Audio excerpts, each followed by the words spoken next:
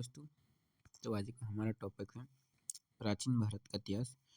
प्राचीन भारत के इतिहास के अंतर्गत हम पढ़ते हैं इतिहास क्या है, इतिहास का विभाजन और पाषाण काल पढ़ेंगे।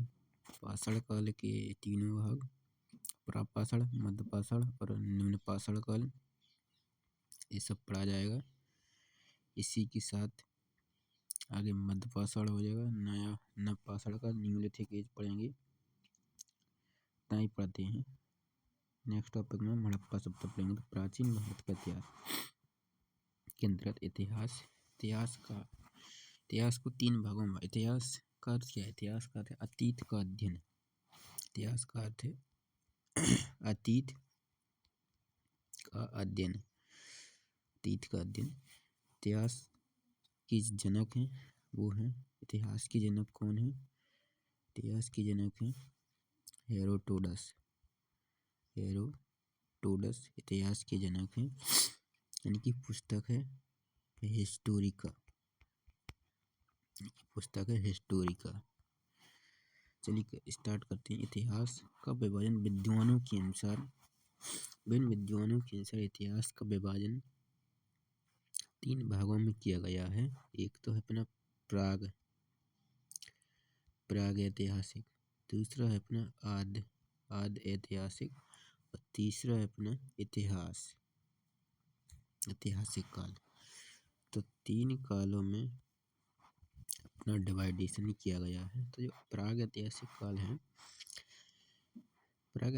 काल से तात्पर्य है अपना मानव विकास का वह काल जिसमें मनुष्य ने इसमें क्या है, लिपि का आविष्कार नहीं किया। जो प्राग ऐतिहासिक था, इसमें लिपि का ज्ञान नहीं था मनुष्य को। और इसकी जानकारी कैसी मिली हमारे को? पुरातात्विक स्रोतों से इसकी जानकारी हमें मिली थी। पहले व्यक्ति चित्रों के द्वारा श्रम को व्यक्त करता था, चित्रों के द्वारा। अब आद्य ऐतिहासिक की बात की तो आद्य ऐतिहासिक में क्या था? आद्य ऐतिहासिक में लिपि का विकास हो चुका था, लेकिन उसे पढ़ा नहीं जा सका। इस काल में व्यक्ति ने तांबे की खोज कर ली थी, इसलिए इस काल को ताम्रपाषाण काल, कांस्य या हड़प्पा या सिंधु सभ्यता कहते हैं। इस काल को ताम्रपाषाण काल, कांस्य काल या हड़प्पा, इसके अंतर्गत आ जाता है हड़प्पा सभ्यता एंड आ जाता है। इसकी जानकारी पुरातात्विक स्रोतों से मिली है और साहित्यिक स्रोतों से ही मिली है, लेकिन इसको साहित्य को पढ़ा नहीं जा सका। यही है आद्य ऐतिहासिक काल। इसके बाद अपना आता है इतिहास में पुरातात्विक के साथ साथ साहित्यिक स्रोत की जानकारी दोनों से मिली, लेकिन दोनों इसकी लिपि को पढ़ा जा सका है। इसमें सबसे प्राचीन ग्रंथ वेद हैं जो पढ़े गए, इस कारण लोहे की खोज हो गई थी। इसके अंतर्गत 6वीं शताब्दी से पूर्व से आधुनिक काल तक के इतिहास का अध्ययन किया जाता है। इतिहास में ठीक है, इतिहास का विवरण हो गए। ये प्राग ऐतिहासिक काल है, इसके अंतर्गत आता है पाषाण काल। इसके अंतर्गत पाषाण काल आता है और इसके अंतर्गत आता है सिंधु सभ्यता।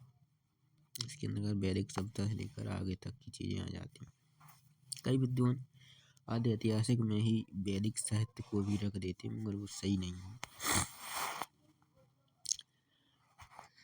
चलो पाषाण काल को पढ़ते हैं। पाषाण काल का जो समय 25 लाख ईसा पूर्व से तक है। पाषाण काल का भी तीन भागों में विभाजन किया गया है विद्वानों के अनुसार। पत्थरों के जो औजारों के जो स्वरूप हैं, उनमें होने वाले परिवर्तन के आधार पर तीन भागों में विभाजन किया गया है। तीन भागों में विभाजन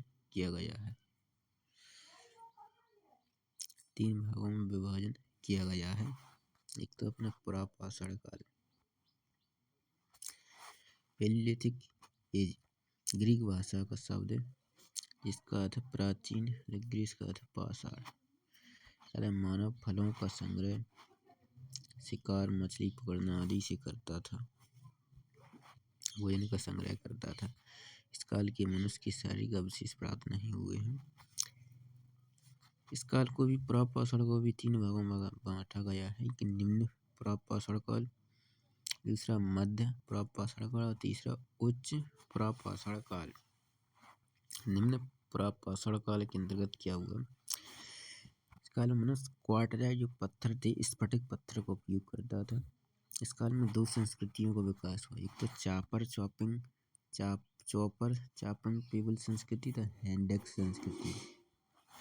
चापर पेबल संस्कृति उत्तर की संस्कृति थी। इसके ऊपर पंजाब की सोहन नदी घाटी तथा मिर्जापुर की बेलन घाटी से प्राप्त हुए हैं, इसलिए इसे सोहन संस्कृति भी कहते हैं। और दूसरा है अपना हैंडेक्स संस्कृति। सोहन संस्कृति के प्राप्त उपकरणों को खोज का पितामह डी.एन. बाड़िया। दूसरी संस्कृति हैंडेक्स संस्कृति, ये दक्षिण की संस्कृति है। सबसे पहले रॉबर्ट जो ब्रूसफुट ने 1863 में मई 1863 में मद्रास के पल्लावरम नामक स्थान से एक हाथ की कुल्हाड़ी हैंडेक्स को खोजा था। और 1864 में विलियम किंग द्वारा मद्रास की अतिरमपक्कम नामक स्थान से कुल्हाड़ी के साक्ष्य प्राप्त किए हैं। हैंडेक्स संस्कृति को मद्रासी संस्कृति भी कहते हैं। इसे 1982 में अरुण सोनोकी ने मध्य प्रदेश के होशंगाबाद के हसनौरा नामक स्थान से मानव की खोपड़ी का साक्ष्य प्राप्त किया। इसे नर्मदा मानव नाम दिया गया। हिमाचल प्रदेश के चौतरा से चापर चापन पेबल के साथ साथ हैंडेक्स संस्कृति के साक्ष्य होते हैं, इसलिए चौतरा को उत्तर व दक्षिण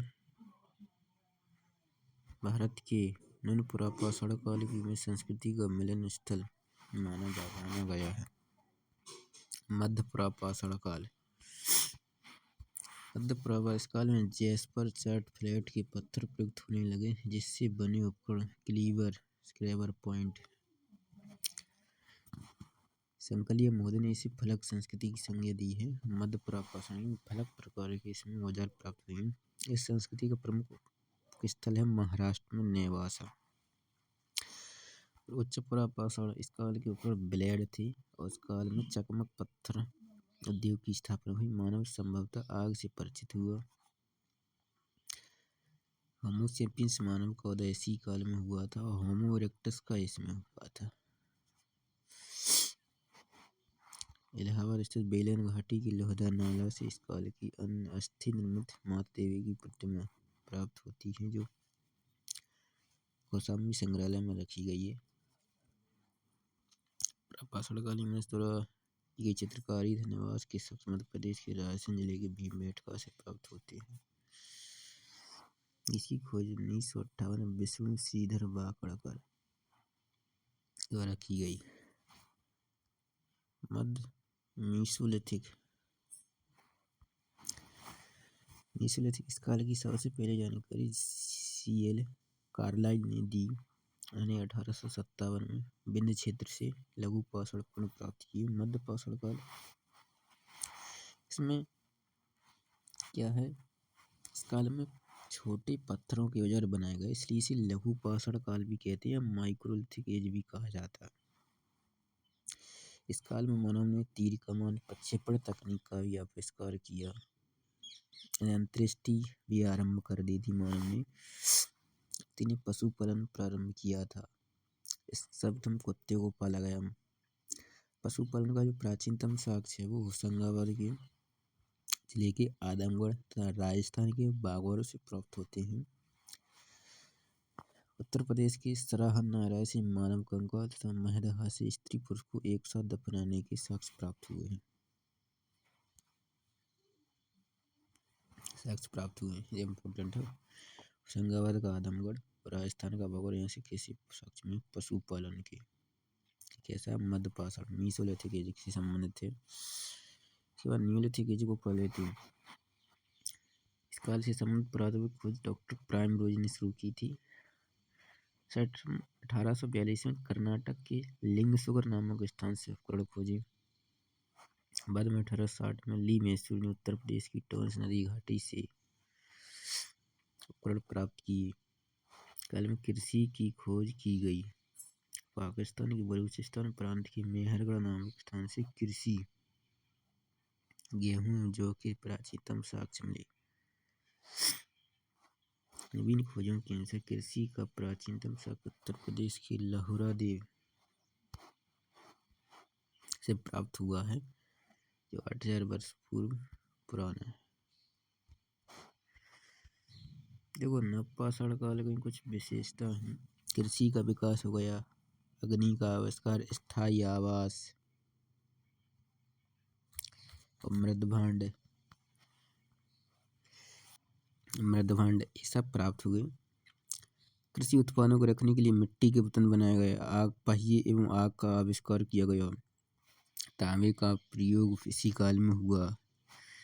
कश्मीर के बुझम नामक स्थान से मानव के साथ कुत्ते को दफनाने का साक्ष्य प्राप्त होता है। उत्तर प्रदेश के जो चौपानी मंडल से विश्व का प्राचीनतम मृदभांड मिला है।